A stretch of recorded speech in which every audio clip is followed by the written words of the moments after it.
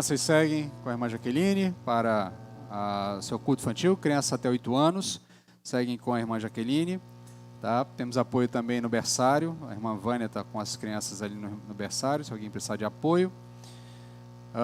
Enquanto isso, você vai abrindo a sua Bíblia aí na carta de Paulo aos Filipenses, capítulo 3.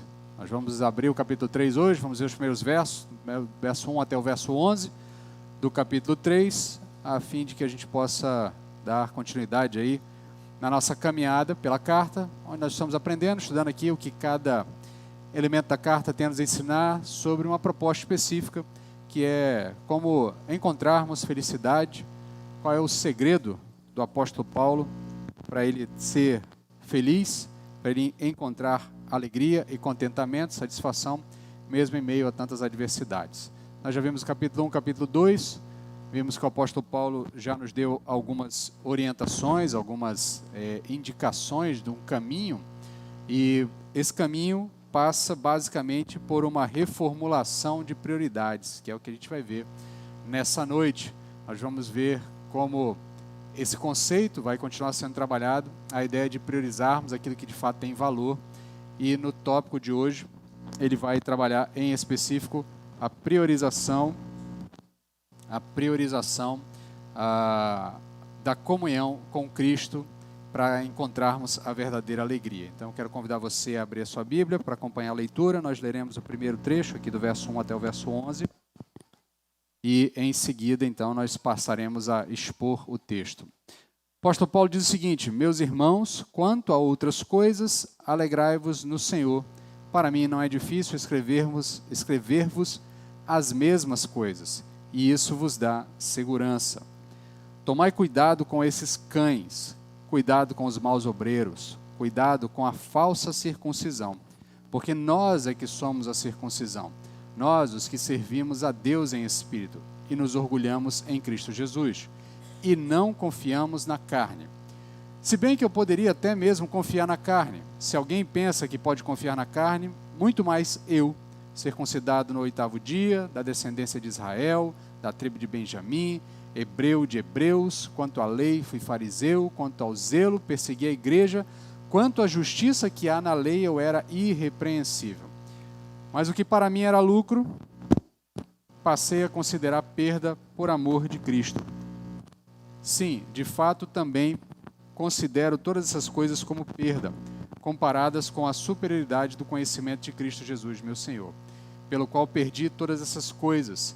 Eu as considero como esterco, para que possa ganhar a Cristo e ser achado nele, não tendo por minha a justiça que procede da lei, mas sim a que procede da fé em Cristo, a saber, a justiça que vem de Deus pela fé, para conhecer Cristo e o poder da sua ressurreição e a participação nos seus sofrimentos, identificando-me com ele na sua morte, para ver se de algum modo consigo chegar à ressurreição dos mortos. Só um instantinho, meus irmãos.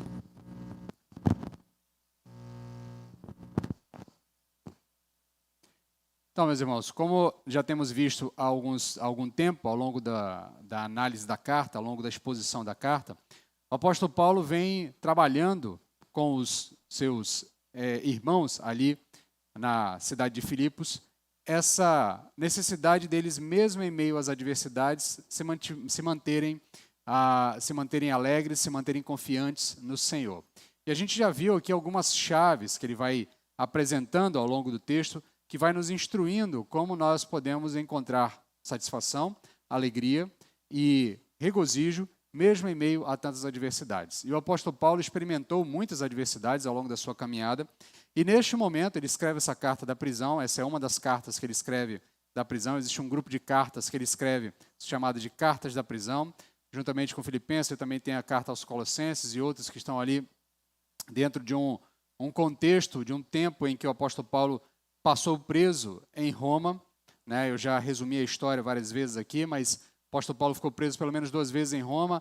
Essa provavelmente é a primeira prisão, aqui ele será solto no final. Mas enquanto ele está escrevendo, há essa dúvida, ele não sabe se será solto, ele não sabe se será morto, ele não sabe se permanecerá preso, por quanto tempo permanecerá preso, mas mesmo assim ele encoraja a igreja constantemente a permanecer alegre ele mesmo encontra alegria no meio de tudo. No meio dessa caminhada, ele conseguiu perceber a mão de Deus usando as circunstâncias negativas e aquelas circunstâncias desfavoráveis para que o evangelho avançasse.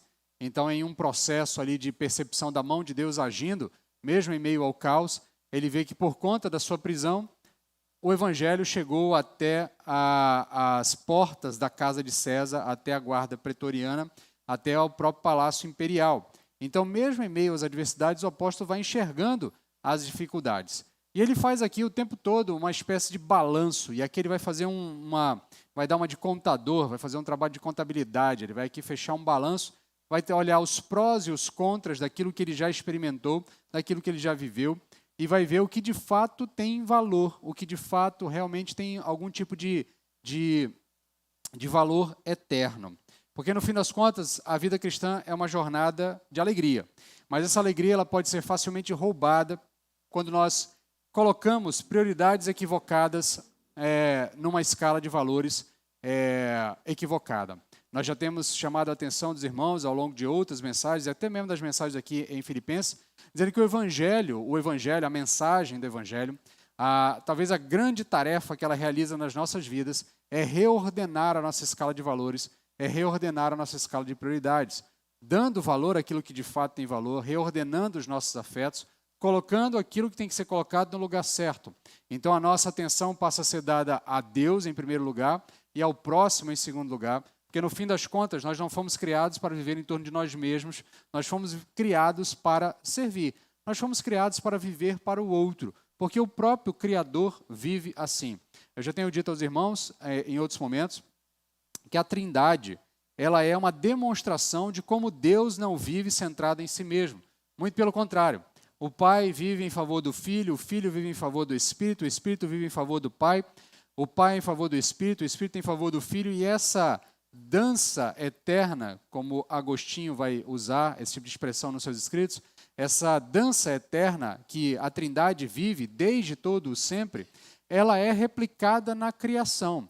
Quando Deus criou o homem, olha para o homem sozinho, vê todos os animais acompanhados, ele diz, não é bom que o homem esteja só. E ali não é só apenas uma questão de fecundação, não é só uma questão de procriação, não é só uma questão de ter uma companheira, uma esposa, uma mulher. É de fato porque não foi para isso que o homem foi criado. O homem não foi criado para viver sozinho, ele foi criado para interagir com o outro e viver para outro. Então, nesse processo, o Evangelho reordena aquilo que o pecado desordenou. Quando o pecado adentra na vida do homem, ele passa a pensar em si mesmo. Aí, já no momento da queda, você vai vendo esse tipo de comportamento.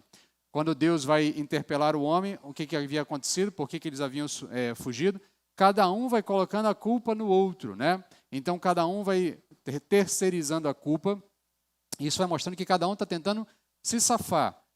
O homem bota a culpa em Eva, Eva bota a culpa na serpente e ninguém assume a culpa, porque cada um está pensando prioritariamente em si mesmo.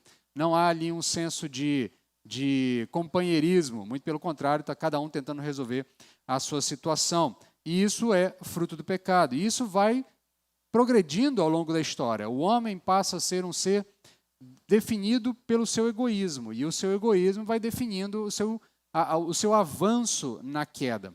E o Evangelho vem para reordenar isso, o Evangelho vem para reordenar os nossos afetos, o Evangelho vem para dizer para nós o que de fato importa, o que de fato é prioridade, aquilo que de fato tem valor. E o que de fato tem valor, como o sábio vai dizer, é servir a Deus, é honrar a Deus, é viver em torno de Deus. O livro de Eclesiastes vai trabalhar com essa ideia do que significa viver sem Deus e o que significa viver para Deus.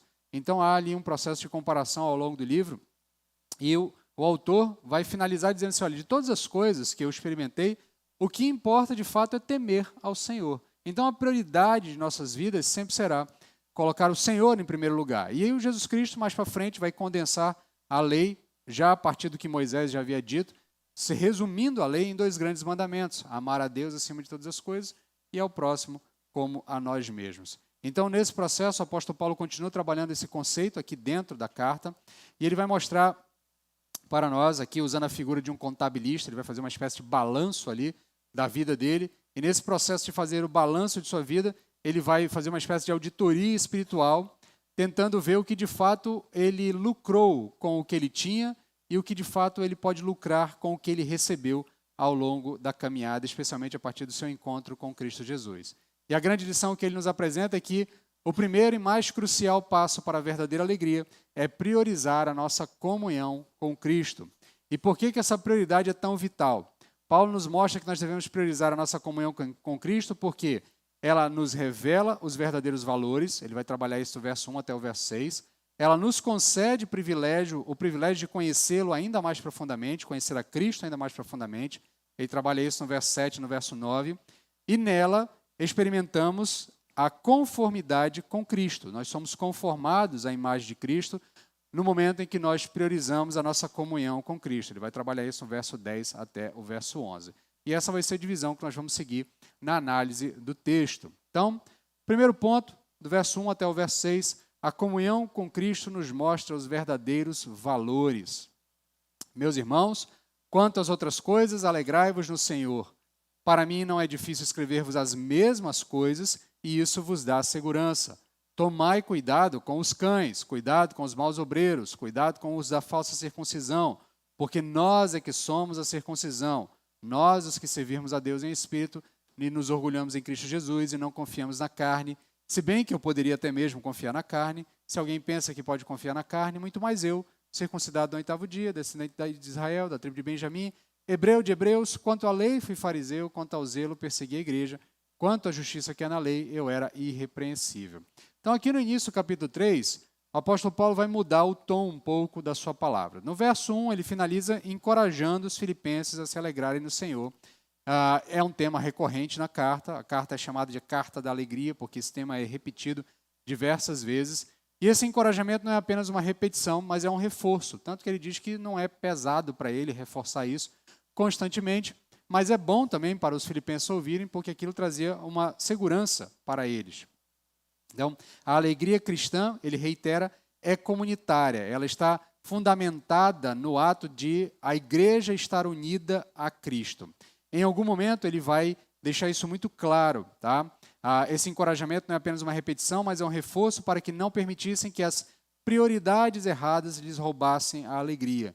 Especialmente a alegria encontrada na unidade com Cristo. Esse é um ponto que ele vem trabalhando também ao longo da carta, falando da unidade da igreja, que a alegria vai ser desenvolvida no momento em que a igreja também estiver unida, e à medida que a igreja está unida com Cristo, essa alegria vai sendo trabalhada no coração daqueles irmãos. Porque no final das contas, a alegria, em algum sentido, ainda que nós experimentemos ela individualmente, na nossa experiência com Cristo, quando estamos em corpo, essa experiência ela é elevada a níveis que individualmente nós não conseguiremos experimentar, porque há um elemento comunitário muito importante dentro do texto bíblico de que nós experimentamos de fato essa alegria no Senhor quando estamos como corpo unidos a Cristo.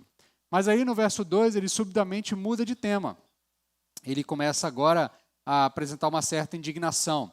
Provavelmente ele deve ter ouvido, né? Lembra que nós vimos isso no contexto anterior. O apóstolo Paulo está acompanhado de Timóteo e está acompanhado de Epafrodito. Epafrodito, aquele que é da igreja de Filipos, né? E veio trazer os mantimentos para o apóstolo Paulo. Ele está preso, ele não tem condição de se sustentar.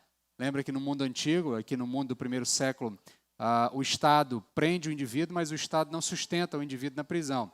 O indivíduo é que deve sustentar por conta própria na prisão. Então, havia a necessidade dos parentes, dos conhecidos, aqueles que pudessem socorrer aquele indivíduo, de levar algum mantimento. Senão o indivíduo ia ter que ir lá dentro da prisão mesmo, de alguma forma, providenciar seus recursos, trabalhando, trocando serviços, alguma coisa ele teria que fazer para adquirir algum tipo de sustento, pagar a sua comida, pagar roupas, essas coisas que ele precisaria enquanto estivesse preso. Então, os irmãos de Filipos mandam uma oferta para o apóstolo Paulo e o entregador dessa oferta, aquele que é o mensageiro que vai levar essa oferta, é Epafrodito. Ambos estão acompanhando, tanto Epafrodito quanto Timóteo, e é muito provável que Epafrodito tenha trazido mensagens ou informações, notícias de como estava a igreja lá em Filipos. E aí, ao que dá a entender aqui pela leitura do texto, o apóstolo recebeu a notícia de que os filipenses estavam sendo abordados ou já estavam dando ouvidos a esses judaizantes, que é um tema recorrente nas cartas.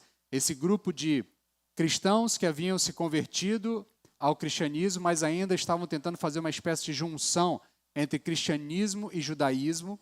Lembra que o cristianismo ainda não tem esse nome de cristianismo, isso eu estou fazendo aqui uma análise um pouco anacrônica, né? Mas esse movimento, que a gente pode chamar de movimento de Jesus, ele nasce no meio do movimento judeu e há ainda uma grande confusão dos próprios judeus de como é que é essa transição entre a lei mosaica e a lei da graça. E esse processo está sendo trabalhado ao longo desse período. E o apóstolo Paulo já vem trabalhando isso, nós já temos relatos ao longo das cartas de como isso vai sendo tratado. A carta aos Gálatas trabalha isso. Capítulo 15 de Atos, nós temos um relato desse momento. A carta de Gálatas é o elemento principal. Mas em todas as cartas, o apóstolo está tratando com esse grupo que é chamado de judaizantes.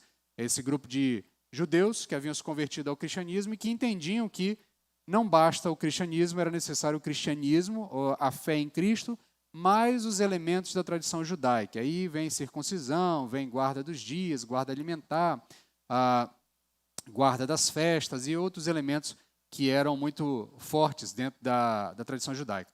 E aí o apóstolo Paulo, e ao longo da carta, especialmente da carta aos Gálatas, que nós vimos há pouco tempo atrás, o apóstolo Paulo demonstra uma ação muito enérgica em face desses indivíduos. Ele não poupa palavras duras para esses homens. Se lá aos Gálatas ele mandou que esses homens se castrassem, ao invés de, já que vocês estão querendo circuncidar o povo, é melhor que vocês se castrem, né? Lá ele chamou eles de malditos, de anátema, de amaldiçoados. Aqui ele não poupa palavras, aqui ele chama de cães, né? Esses cães, tratando exatamente de como é pernicioso esse elemento que está sendo introduzido de limitação da liberdade que o Evangelho trouxe àqueles indivíduos, a libertação do pecado, da libertação da necessidade de regras para chegar até a salvação. E aí vem um grupo que tenta reordenar as coisas, colocando de volta uma série de regras, de regramentos e uma confiança em atos humanos para a salvação. E aí o apóstolo Paulo bate de frente com isso mais uma vez, ele vai mudando aqui o tom, e ele vai dizendo muito claro que esses judaizantes, e aqui também ele vai incluir uns maus obreiros, aqui dá a ideia de que haviam líderes entre essas igrejas, que provavelmente estavam abraçando essa ideia judaizante e estavam introduzindo isso na igreja, através da sua posição de liderança. Então ele vai chamar esses homens de maus obreiros, tentavam infiltrar-se na igreja e desviar os crentes com doutrinas que não faziam mais sentido. Até um determinado momento da história, aqueles elementos da tradição judaica faziam sentido, inclusive para os judeus, mas também para os gentios. Mas em um determinado momento da história, a partir do momento em que Cristo adentra na história, cumpre todos os ritos, aquilo já não faz mais sentido a não ser para os próprios judeus, por causa das identidades nacionais. Em um determinado momento, não faz mais sentido um gentil, ainda que ele olhe para a tradição judaica e veja valores naquela tradição, ainda que ele olhe para Cristo e enxergue em Cristo o Senhor e Salvador, mesmo Cristo sendo um judeu, não faz mais sentido para esse gentil submeter-se às tradições judaicas, especialmente a tradição da circuncisão, guarda dietética, guarda de dias, porque essas coisas já haviam encontrado o seu cumprimento na pessoa de Jesus Cristo. Então, qualquer um que tentasse reintroduzir essas exigências era tratado pelo apóstolo Paulo com bastante dureza. Então, o apóstolo Paulo ele não se contém, ele chama esses indivíduos de cães, uma forte expressão que na cultura da época denotava desprezo e impureza, contrastando com a conotação positiva que nós damos aos cães hoje. Tá? Aqui você pode olhar para o texto, você pode imaginar que os cães são legais, né? O cão bonzinho, mas no tempo passado o cão tem a ideia de um bicho sujo, nojento, que come a coisa da rua, que é de uma... Talvez hoje, se a gente fosse fazer uma versão,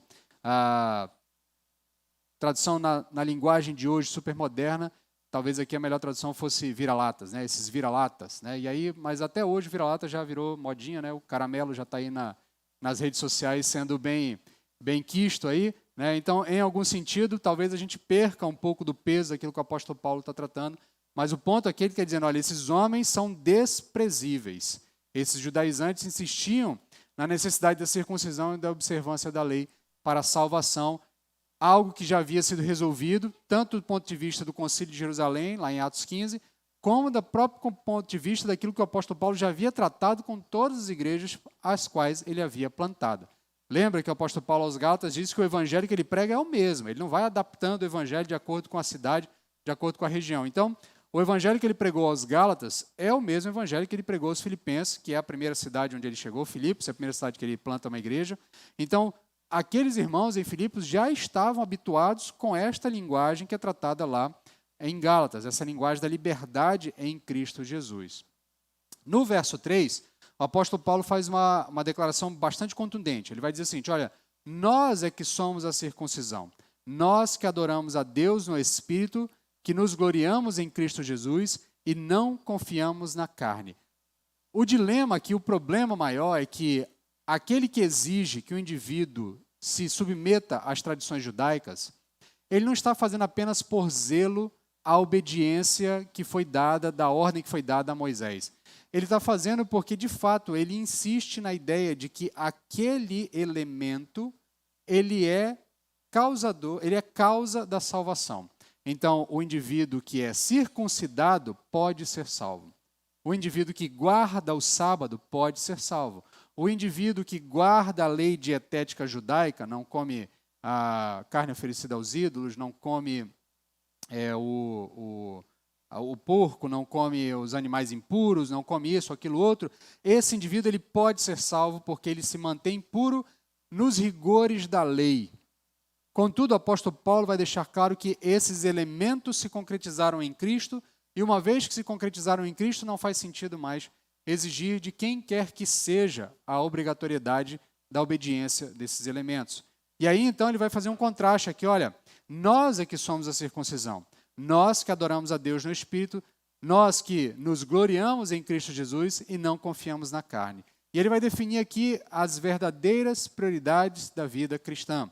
Então, a primeira prioridade da vida cristã é adorar a Deus no Espírito, uma adoração verdadeira que não depende de ritos externos, mas de um coração transformado.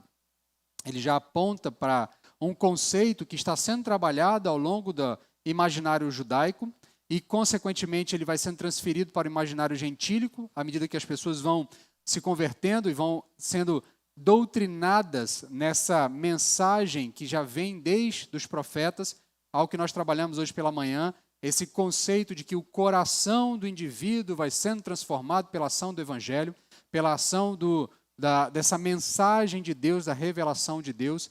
Então, no fim das contas, o que importa é adorar a Deus no Espírito, uma adoração oriunda do coração, não uma adoração oriunda de atos externos.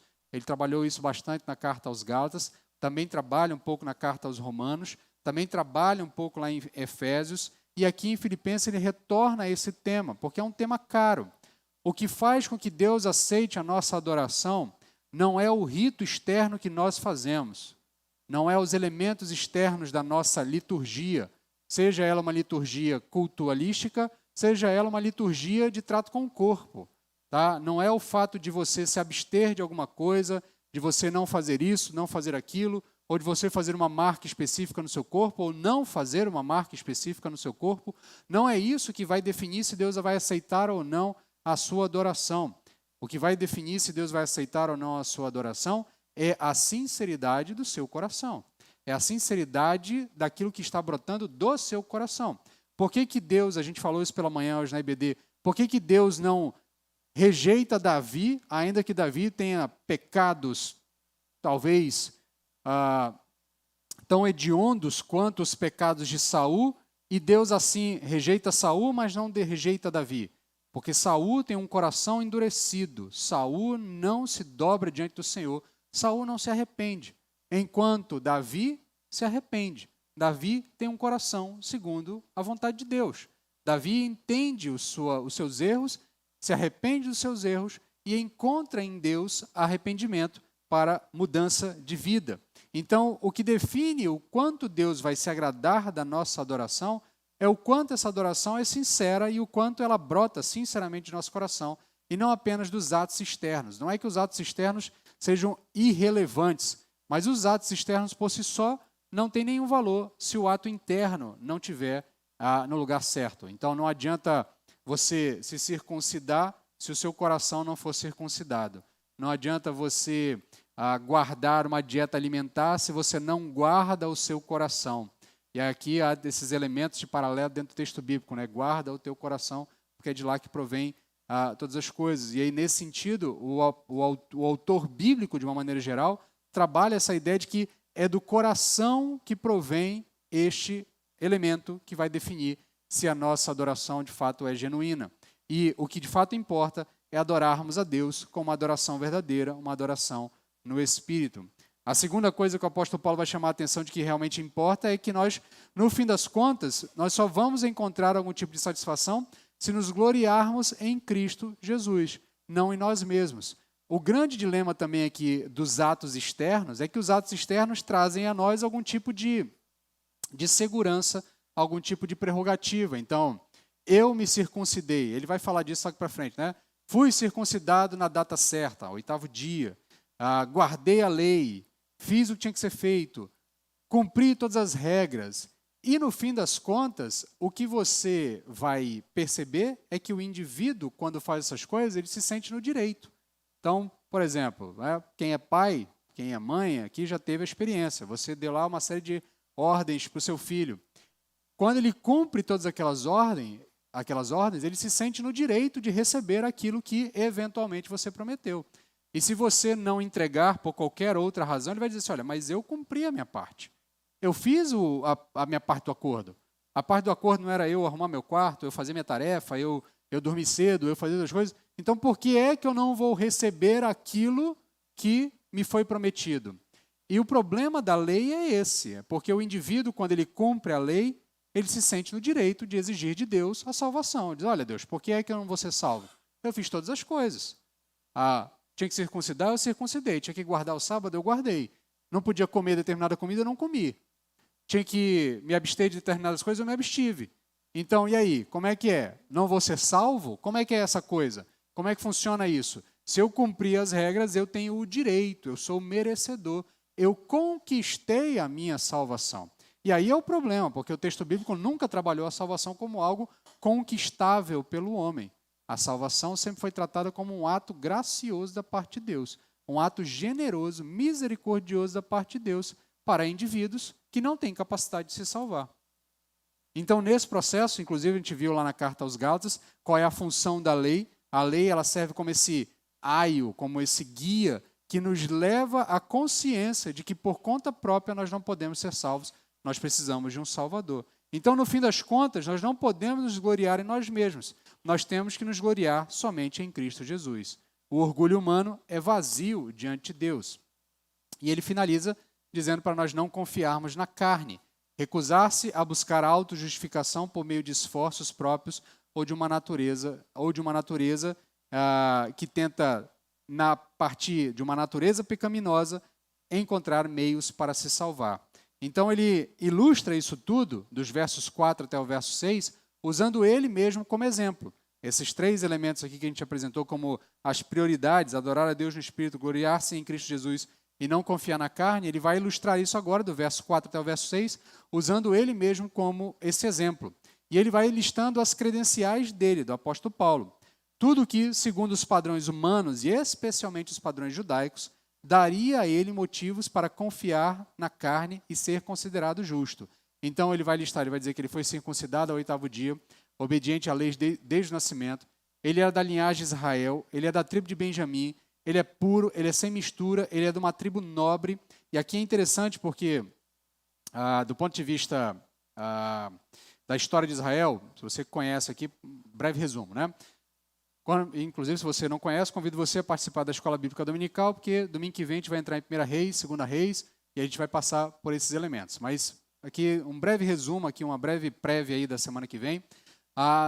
Quando os reinados se estabelecem em Israel, você tem uma sequência de pelo menos 3 reis iniciais, onde o reinado ainda está unificado. Saul, depois ele é sucedido por Davi. Davi, então, é sucedido por seu filho Salomão. E então Salomão é sucedido pelo seu filho, e esse seu filho não obedece às ordens do Senhor, ele ouve o seu próprio coração, ouve os seus amigos, ao invés de ouvir os anciões do palácio, ele começa então a criar uma rixa com o povo se rebela e aí o povo se divide em 2 reinos, reino do norte e reino do sul. O reino do norte ficam as 10 tribos, o reino do sul fica com 2 tribos, a tribo de Judá e a tribo de Benjamim, e de tabela a tribo de Levi também, porque o templo está em Jerusalém, mas a tribo de Levi não tem terra, né? Então, mas considera aqui que essas 3 tribos ficam no reino do sul. As tribos do norte caem, o reino do norte cai alguns séculos depois, pelas invasões dos povos externos, e eles são miscigenados por todas as nações ao seu redor, ali por onde eles foram misturados. E quando eles voltam de alguma forma do exílio, já não há mais como definir a origem das tribos. Então as tribos se perdem. Eles acabam se identificando no período de Jesus com os samaritanos. Os samaritanos são os descendentes das tribos do norte. E as tribos do sul, ainda que tenham ido para o exílio, elas conseguem voltar e as tribos conseguem se manter. Você consegue definir quem é de cada tribo. Então a tribo de Judá você consegue manter a linhagem, a tribo de Levi você consegue manter a linhagem e a tribo de Benjamim você consegue manter a linhagem. Então essas 3 tribos, elas se mantêm puras, se mantêm definidas, e isso entre os próprios judeus era motivo de orgulho. Então o apóstolo Paulo pode dizer assim, eu posso fazer a minha árvore genealógica até o meu pai Abraão. Quando ele olha para o seu outro irmão judeu, que é descendente de uma das outras das 10 tribos, ele diz, você não pode. Eu não sei se você é puro, eu sou puro. Tá? Eu sou judeu de judeu.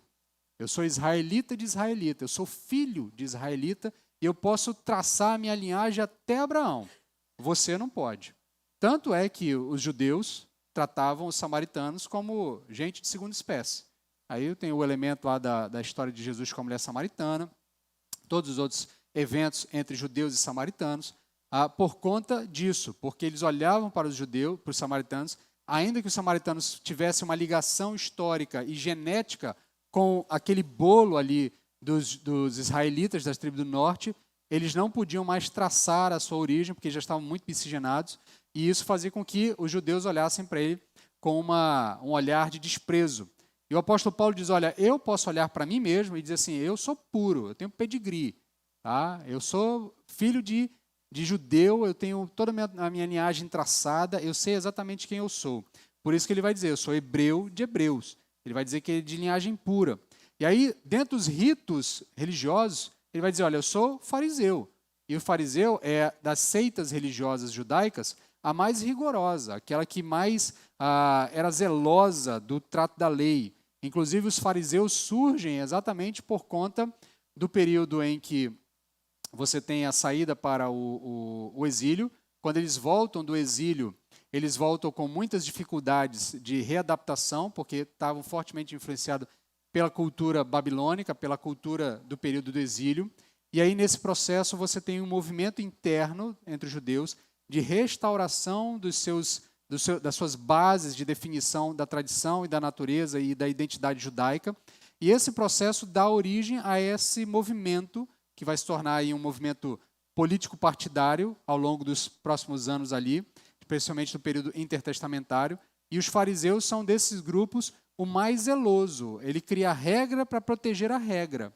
Aquele papo que você já ouviu em algumas vezes de pessoas dizendo que os fariseus criaram não sei quantas leis. A ideia ali é que eles criaram regras para que você cumprisse as regras que eles criaram e assim não corresse o risco de não cumprir a regra que Moisés havia obedecido. Então é regra para proteger a regra. Tá? Eles criaram uma série de regrinhas para que você não caia, não tropece na lei principal. Daí a ideia desse zelo deles. Então ele é fariseu, como fariseu ele era zeloso, e como zeloso ele foi um zeloso perseguidor da igreja. Por quê?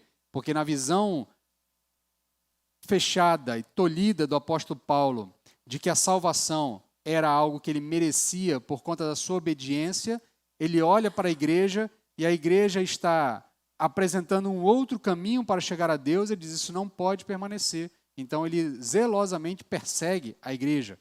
Por isso ele vai finalizar dizendo assim, olha, quanto à justiça da lei, eu era irrepreensível. Então as credenciais do apóstolo Paulo são credenciais do mais alto gabarito. Então, se alguém pudesse se gloriar na carne, esse alguém seria o apóstolo Paulo. Mas ele mesmo vai questionar, será que essas, de fato, seriam as reais prioridades a serem buscadas? E ele vai responder, certamente que não, porque o esforço desprendido nessas prioridades, de alguma forma, rouba a alegria do indivíduo. Eu tenho falado aqui aos irmãos, ao longo do estudo e da leitura da carta aos Filipenses, que por mais que nós tenhamos consciência de que a caminhada de fé é uma caminhada no deserto, que a caminhada de fé é uma caminhada em lutas, que a caminhada de fé é uma caminhada em enfrentamento contra as oposições malignas, as oposições humanas, a oposição cultural do mundo que tenta sufocar a nossa fé de alguma forma, ainda assim a Bíblia propõe que esta caminhada seja uma caminhada leve, uma caminhada alegre. Porque no fim das contas, o que Cristo nos diz é: no mundo vocês terão aflições, mas tenham bom ânimo, porque eu venci o mundo. Este sistema todo que se opõe à mensagem do Evangelho já foi derrotado por Cristo na cruz do Calvário. Então, nesse sentido, o apóstolo Paulo diz, por mais que a vida vá ser difícil, por mais que a caminhada seja uma caminhada em meio a lutas, nós podemos caminhar essa caminhada com leveza. Primeiro, não estamos sós. Cristo prometeu estar conosco todos os dias. Eis que estarei convosco até a consumação dos séculos. Segundo, não estamos sós porque temos um corpo caminhando conosco. Não fomos chamados para caminhar sozinhos essa caminhada. Fomos chamados para caminhar em corpo, em grupo, em bando, em família, em um povo reunido ao redor de um propósito único de adorar o Senhor. Então, nesse povo reunido, eu encontro suporte. Eu fui chamado não para me preocupar com os meus problemas, mas me preocupar com os problemas do meu irmão. E ele foi chamado para se preocupar com os meus problemas. Então, todo mundo vai sendo atendido nessa caminhada de fé. Então, nós temos N razões para levar essa caminhada com leveza, para levar essa caminhada com alegria. Então, quando eu começo a olhar para a caminhada de fé, tentando conquistar eu mesmo os meios para a minha autojustificação, certamente a minha alegria vai ser roubada. Porque eu começo a ter uma luta. É o que eu falei quando nós passamos pelos Gálatas, pela carta aos Gálatas, em um determinado momento, eu lembro que eu comentando com os irmãos, olha, a ideia da autojustificação, eu usei inclusive lá o paralelo do mito de Sísifo, né? Que é lá um personagem da história grega que foi condenado pelos deuses gregos a eternamente empurrar uma bola até o alto do monte. Então ele passa o dia inteiro empurrando aquela pedra, né, até o alto do monte. Quando ele chega no final do dia, ele chega no cume do monte. Quando ele termina, a bola rola, ele tem que descer o monte a noite toda e no outro dia recomeçar o processo, né? E nesse processo a ideia do mito é falar das tarefas sem sentido, né? De você passar a vida inteira repetindo tarefas sem sentido. E no fim das contas, ele também é falando o mito também é usado para falar de tarefas frustrantes. E o paralelo que eu fiz lá naquela mensagem é chamar a atenção exatamente para essa ideia de que se eu tento por minhas próprias forças alcançar a justificação, alcançar os méritos para a salvação, eu estou numa luta de Sísifo. Eu estou a vida inteira subindo um monte, empurrando uma pedra. Eu não vou alcançar isso. Isso vai rolar pedra abaixo e eu vou continuar nesse processo até que uma hora eu me canse. E essa vida não será uma vida alegre, será uma vida cansativa. Uma vida de luta onde eu estou o tempo todo tentando provar para a divindade que eu sou merecedor. Eu não encontro alegria porque a tarefa é maior do que eu posso fazer, é maior do que as minhas forças. Então, nesse processo, quando eu não reordeno as coisas, quando eu coloco as prioridades erradas no lugar, certamente a minha alegria vai sendo roubada. E aí, o apóstolo Paulo diz que quando nós temos essa mente de Cristo, e aí voltando aqui para o texto de Filipenses, quando temos essa mente de Cristo, essa atitude de Cristo, que foca naquilo que de fato tem valor eterno, nós somos libertos dessa armadilha, nós somos libertos dessa loucura de ficar tentando provar para a divindade que nós somos merecedores da salvação. E aí sim nós conseguimos entrar em uma caminhada de fé com leveza e com alegria. Então a verdadeira vida cristã se desenvolve quando nós abandonamos a confiança em nós mesmos e abraçamos a confiança em Cristo. Segundo ponto, do verso 7 até o verso 9, o apóstolo Paulo vai nos dizer que a comunhão com Cristo nos concede o privilégio de conhecê-lo ainda mais. Então, tendo estabelecido que a confiança na carne é inútil, Paulo, a partir do verso 7 e 8, revela essa radical reavaliação de valores, a radical reavaliação que ele mesmo fez. Ele vai dizer o seguinte: mas o que era para mim lucro, passei a considerar perda por amor de Cristo. Sim, de fato, também considero todas essas coisas como perda, comparadas com a superioridade do conhecimento de Cristo Jesus, meu Senhor, pelo qual perdi todas essas coisas. Eu as considero como esterco, para que possa ganhar Cristo e ser achado nele, não tendo por minha a justiça que procede da lei, mas sim a que procede da fé em Cristo, a saber, a justiça que vem de Deus pela fé. Paulo considerou todas as suas impressionantes credenciais conquistadas como perda, como refúgio, literalmente esterco, tá? A sua Bíblia, ela está polindo o texto para você, tá? Agradeça ao tradutor que foi educado com você. Mas a expressão no original é uma expressão mais dura, tá? É de fato aquilo que você produz lá no banheiro, tá? É exatamente isso que ele está dizendo. É isso que ele considerou todas as coisas que ele havia conquistado pela sua própria força. Todas essas coisas estão reduzidas a dejetos, estão reduzidas a esterco, estão reduzidas a algo sem valor, sem nenhum tipo de aprazabilidade naquele elemento. Então, nesse processo, o apóstolo Paulo diz: olha, minhas credenciais são para mim refúgio, esterco, literalmente algo inútil. E aí, não é uma questão de ele estar diminuindo o passado dele, não é uma questão de ele olhar para o seu passado e dizer assim, não, isso não tinha valor. Essas coisas tinham valor, elas foram conquistadas com força, elas foram conquistadas com dedicação, elas foram conquistadas com disciplina. O apóstolo Paulo certamente era um homem extremamente disciplinado. Tá? Para você se manter fiel a todos os elementos da tradição judaica, o indivíduo precisava ser extremamente disciplinado. E isso tem valores, tanto para o mundo antigo como para o mundo moderno. Mas ele olha para essas coisas assim, diante de Cristo, isso não tem valor. Diante da glória de conhecer a Cristo, isso não tem valor. Então ele vai dizer, e aqui não é uma questão dele diminuir o seu passado, uma espécie de autopunição, tá? Mas porque o incomparável valor de Cristo tornava tudo mais insignificante. Esse é um ponto que eu acho interessantíssimo aqui desse trecho, e que às vezes a gente olha muito por um outro lado do texto, né, desse lado das credenciais, e a gente se esquece. Porque, na verdade, o apóstolo Paulo está dizendo o seguinte, olha, qualquer coisa comparada a Cristo é esterco. Qualquer coisa comparada à sublime oportunidade de conhecer a Cristo é esterco. Qualquer coisa que você vá conquistar na sua vida, ou já tenha conquistado na sua vida, não se compara à sublime oportunidade de se relacionar com Cristo, de estar próximo de Cristo. Então, se por conta de estar próximo de Cristo, você não conquistar nada na vida, tenha certeza que você conquistou a melhor de todas as coisas, que é estar em Cristo, é estar com Cristo. E se você conquistar o mundo, mas não estar com Cristo, você não conquistou absolutamente nada. Você perdeu tudo. Você conquistou esterco. É isso que o apóstolo Paulo está chamando a atenção. Ele não está querendo dizer que as suas conquistas profissionais, as suas conquistas acadêmicas, as suas conquistas de vida não tenham valor. Elas vão ter valor na medida do seu esforço, na medida da sua busca, mas nenhuma delas se compara com o que de fato tem importância, que é estar em Cristo, estar com Cristo. Por isso que o texto bíblico vai dizer que nós temos que buscar a Deus em primeiro lugar e amar ao próximo como a nós mesmos.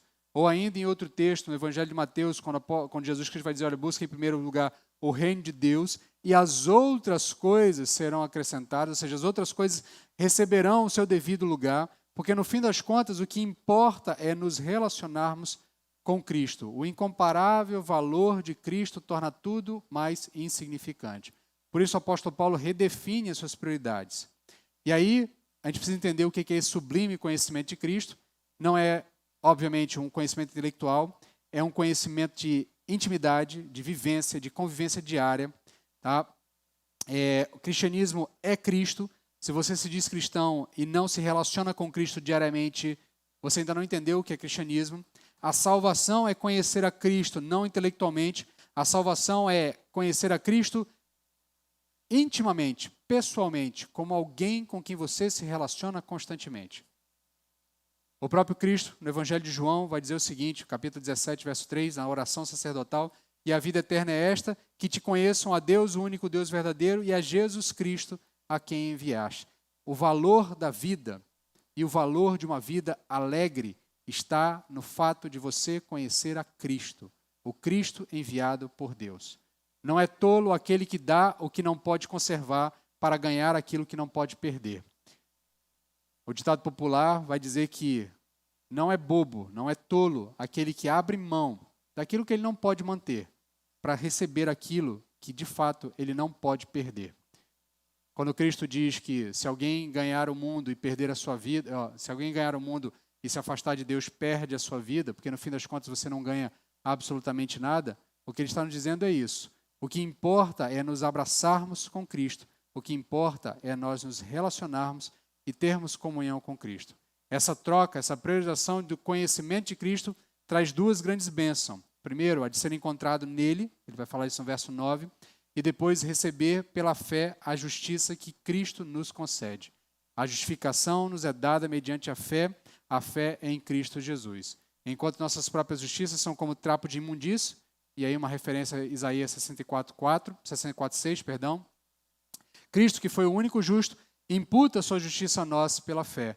Somos declarados justos por Deus e não por nossas obras, mas pela obra perfeita de Cristo Jesus. É na convivência pessoal com Cristo que reside a chave para a verdadeira compreensão dos valores eternos. À medida que eu me relaciono com Cristo, meus valores vão sendo reordenados, eu vou entendendo que de fato tem valor eterno e vou abrindo mão daquilo que é efêmero, daquilo que é passageiro. Terceiro e último ponto, na comunhão com Cristo experimentamos a conformidade com Ele. Versos 10 e 11, o apóstolo Paulo vai finalmente caminhar ali para a finalização do seu argumento. Ele vai dizer: para conhecer a Cristo e o poder da sua ressurreição e a participação nos seus sofrimentos, identificando-me com Ele na sua morte, para ver se de algum modo consigo chegar à ressurreição dos mortos.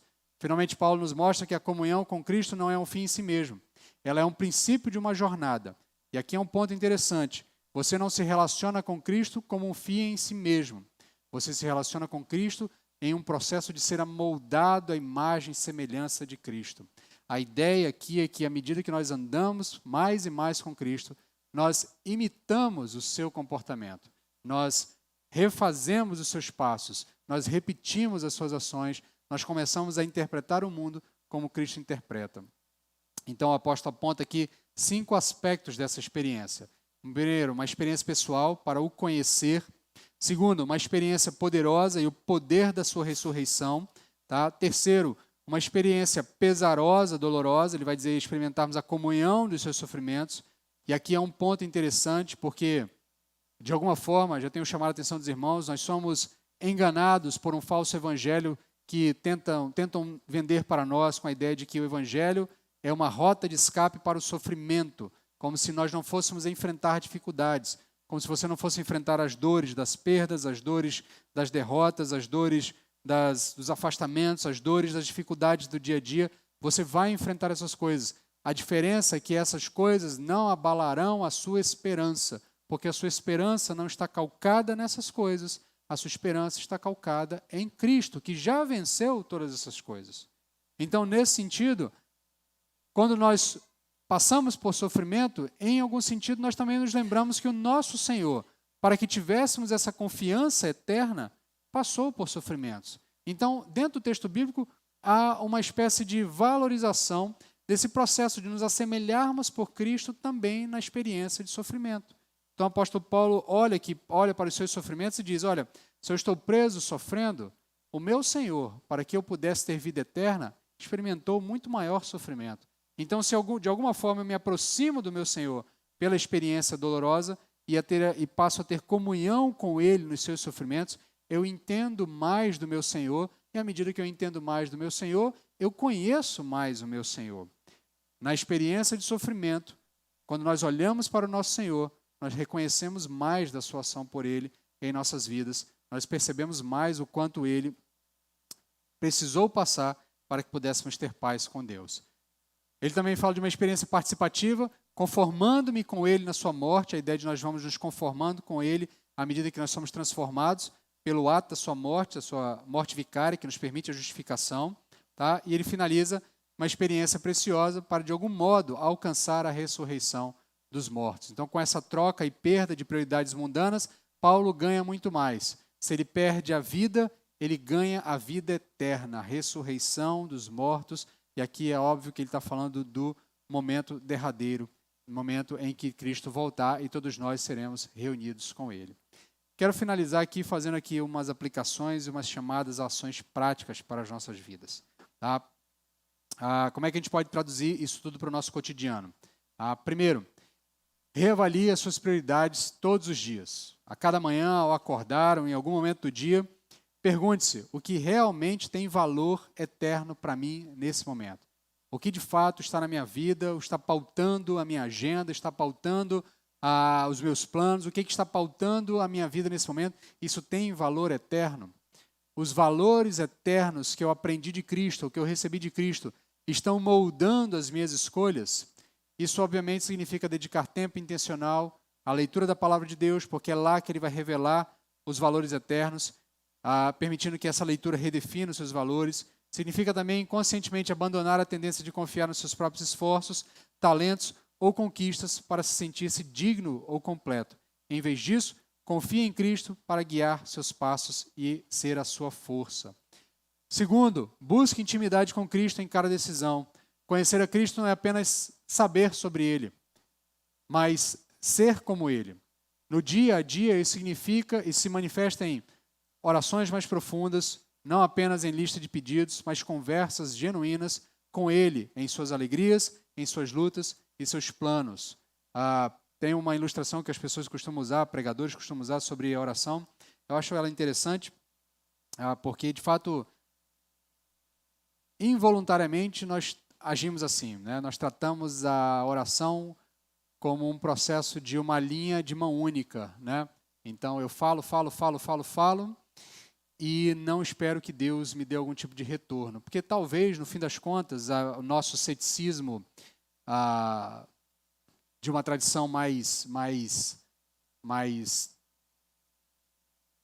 conservadora, mais protestante, reformada, mais fria espiritualmente, nosso ceticismo espiritual nos faça achar que não tem ninguém ouvindo, né? Que é quase como se você estivesse falando com uma secretária eletrônica. Né? Eu estou deixando um recado para Deus. Quando Deus chegar do trabalho, Ele vai ouvir os recados e aí Ele vai lá providenciar a resposta, o que tiver que fazer e tal.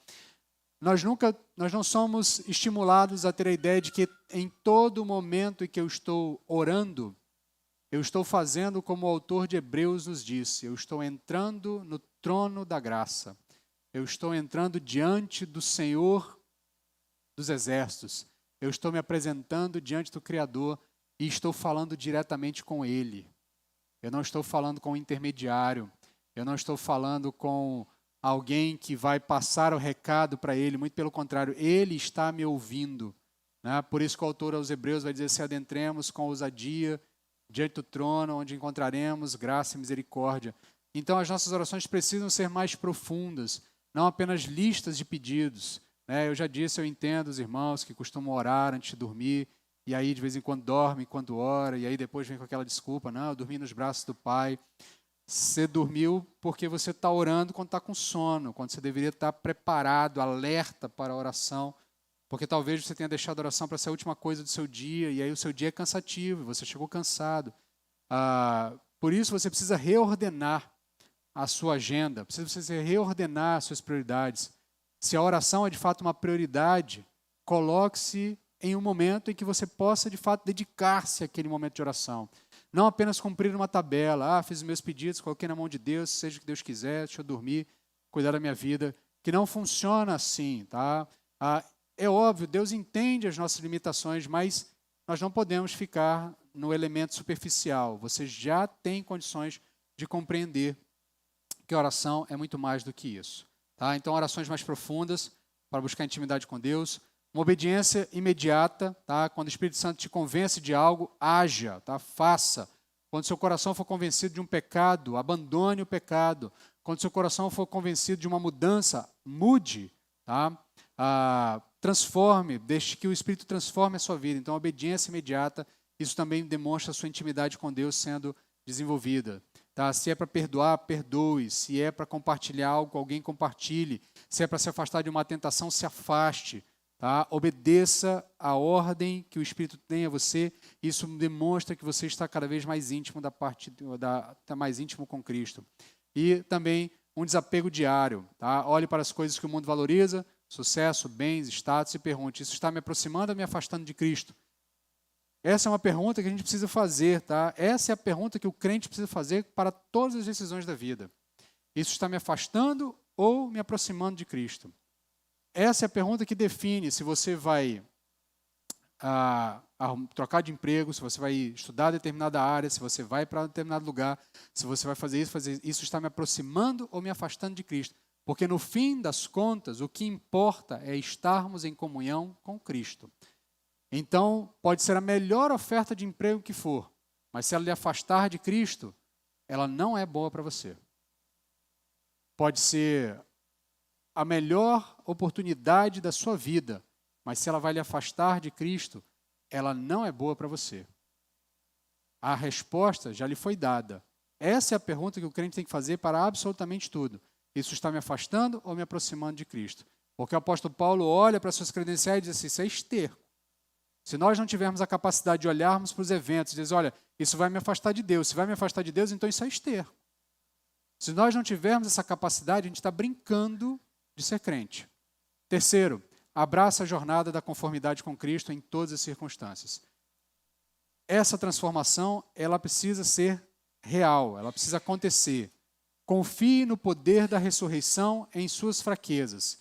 Você precisa ser moldado à imagem e semelhança de Cristo. Nós já trabalhamos na semana passada, na semana retrasada. A graça é que nós somos moldados à imagem e semelhança de Cristo não pelo nosso próprio esforço, mas a graça é que Deus é que opera em nós, tanto querer quanto efetuar. É isso que nos dá a confiança de que nós seremos moldados à imagem e semelhança de Cristo.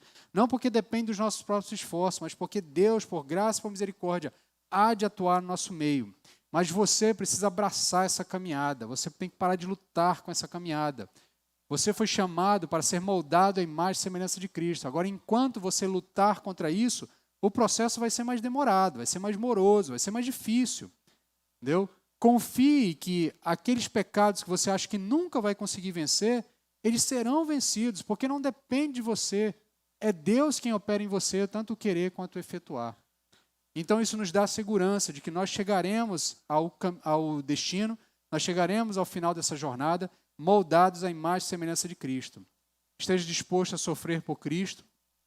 Pequenos ou grandes sofrimentos podem surgir ao seguir a Cristo. Incompreensão, rejeição, sacrifícios. Em vez de fugir, veja isso como oportunidade para se identificar mais com Cristo. Morra para o eu diariamente.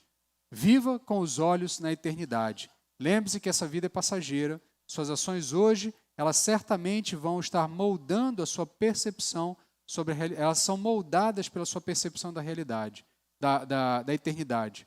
Quanto mais os seus olhos estão na eternidade, mais você consegue tomar decisões nessa vida com aquilo que de fato tem valor eterno. Essa perspectiva te ajudará a priorizar o que realmente importa e a viver com alegria, mesmo em meio às dificuldades, sabendo que a recompensa final é a ressurreição e a plenitude da vida com Deus. Que Deus aplique aos nossos corações a sua palavra, que Ele nos transforme, que Ele nos molde e que nós, de fato, procuremos priorizar a comunhão com Cristo para encontrarmos a verdadeira alegria. Quero convidar você a fechar os seus olhos para orarmos nesse momento. Senhor, ajuda-nos, Pai. Tem misericórdia de nós. Dominicalmente temos sido confrontados pela Tua palavra e temos reconhecido o quanto estamos aquém daquilo que ponto que deveríamos estar. Porque a tua palavra é clara, ela nos orienta. Nós não somos ignorantes quanto aos elementos que estão sendo expostos. De uma maneira ou de outra, outros trechos bíblicos já nos confrontaram com essas realidades. Mas se ainda estamos sendo impactados pelo que a palavra tem nos apresentado, isso demonstra o quanto estamos reticentes nessa caminhada de fé, insistindo em permanecer em um estado que é o estado que te desagrada e não o estado que te agrada. Por isso nós clamamos, pedimos que o Senhor continue tendo misericórdia de nós, que o Senhor não desista de nós, que o Senhor continue moldando os nossos corações, que o Senhor continue moldando a nossa percepção da realidade, que o Evangelho realmente faça sentido para nós, e que nós sejamos transformados, e que nós encontremos a genuína alegria, nos conformando a Cristo Jesus, tendo comunhão com Ele, que nós percebamos que o que realmente importa é estarmos ligados a Cristo, tendo comunhão com Ele. Que esse é o melhor de todas as conquistas. Nada se compara a isso. Tem misericórdia de nós, é o que te pedimos, em nome de Jesus. Amém. Amém, meu irmão.